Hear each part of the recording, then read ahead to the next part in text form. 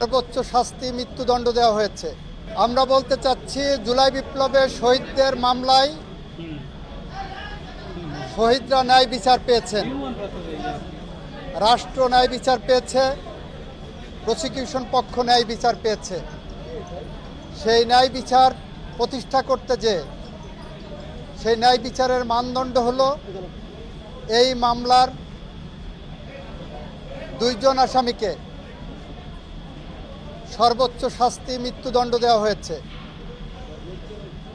একজন আসামি যিনি রাজসাক্ষী হিসাবে নিজেকে আদালতের সামনে উপস্থাপন করেছেন, সার্বিক বিবেচনায় আদালত তাকে 5 বছরের কারাদণ্ড প্রদান করেছে।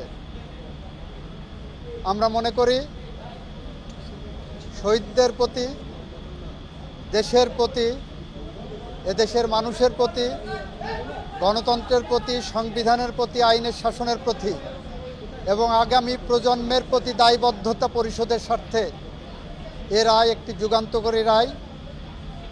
এই রায় প্রশান্তি আনবে, এ রায় ভবিষ্যতের জন্য একটি বার্তা। এ রায় বাংলাদেশে ন্যায় বিচার এবং আইনের শাসনের জন্য একটি মাইল।